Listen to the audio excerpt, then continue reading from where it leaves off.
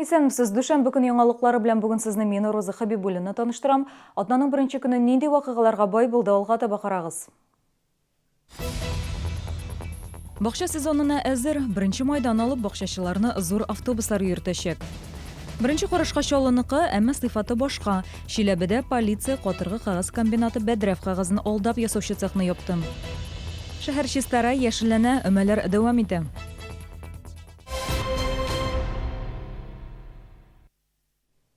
Бакча сезоны башланырга бер атна вакыт калды. Беренче майдан 30 сентябрьгә кадәр бакчачыларны электротранспорт муниципаль оешма йөртәчәк. Ташламаларга ия булган 14 мең шәһәрдәшебезне йөртүгә башкарма комитет 15 миллион сум акча бүлеп бирде. Ташламага ия булган һәр кеше бер айга 6 талон алды. Бу сезонда бакчачыларны йөртү темасын бүген эшлекле дүшәмбе киңәшмәсендә күтәрделәр.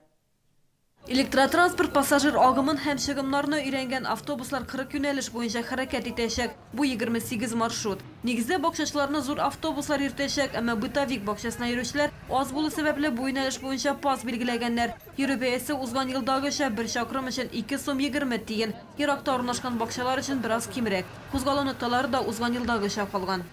Это остановка Дом обуви, остановка Кузнечный завод, остановка 51 комплекс, железнодорожный вокзал, гипермаркет «Мегастрой» на улице Машиностроительная и остановка Студенческая. На конечных пунктах будут работать диспетчеры. На всех пунктах МУП «Электротранспорт» и предприятием автомобильных дорог проводятся все необходимые мероприятия, связанные с обеспечением комфортности и безопасности отправки пассажиров. Урыннар барысында да җитәрлек, эш көннәрендә шәһәрдәшләргә 45 автобус хезмәт күрсәтәчәк. Ялларда һәм бәйрәмнәрдә аларны арттырачаклар. Эшлекле дүшәмбе киңәшмәсендә Наил Мәһдиев хезмәт күрсәтүне куркынычсыз һәм җайлы итеп оештыруны сорады. Без всякого, извиняюсь за выражение, хамства по отношению к людям старшего поколения. Эту работу необходимо организовать. Не должно быть, еще раз говорю, какого-то одолжения. Финансовые ресурсы мы выделяем со стороны тех, кто перевозит наших граждан. Должно быть полное взаимопонимание. Бакча сезоны дәвамында легаль булмаган автобус йөртүчеләрне ачыклау өчен ЮХИДИ хезмәткәрләре һәм транспорт инспекциясе рейдлар уздырачак. Гүзәл Шихапова, Сергей Вильданов, яңалыклар. Язгы чорда янгын куркынычы дәрәҗәсе арту сәбәпле иртәгә Татарстанда янгынга каршы махсус режим кертелә.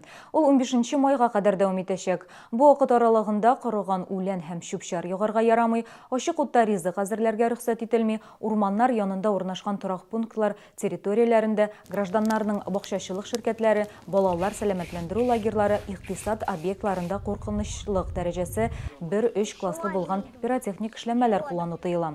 Кагыйдә бозган физик затларга 2 меңнән алып 4 меңгә кадәр, вазифа затларга 30 мең сумнан 40 мең сумга кадәр һәм юридик затларга 200 мең сумнан 400 мең сумга кадәр күләмдә штраф салыначак.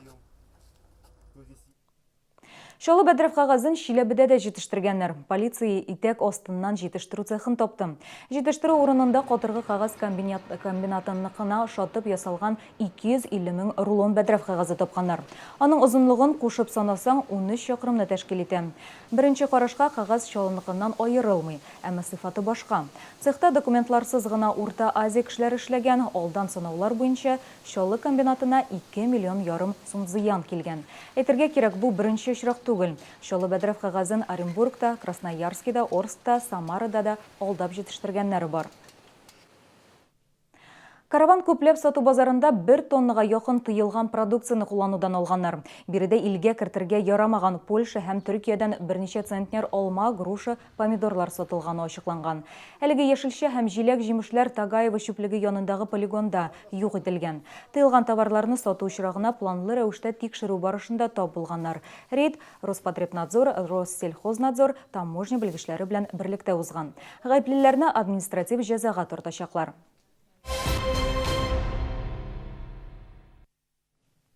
Камын балалар медицина үзәгендә үзенчәлекле акция булды. Яңа туган баласына йогышлы авыруларга каршы прививка ясаткан һәрбер әни бүләк алды.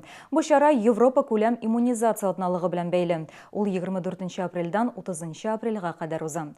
Бүген перинаталь үзәктән 17 сабый чыкты. Бала тудыру йортында аларга туберкулезга һәм Б гепатитына каршы прививка ясалырга тиеш. Яшь әти-әниләр моны эшләгәнме, вакцинадан баш тарту нәрсәгә китерергә мөмкин? Хәбәрчеләребез белеште.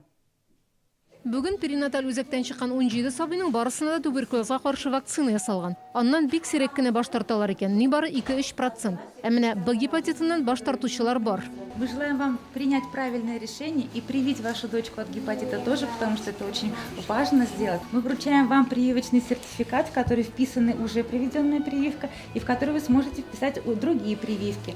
И зеленую ленточку, как символ здоровья и безопасности иммунизации. Мы подумаем, я думаю, мы взвесим все плюсы и минусы и примем решение.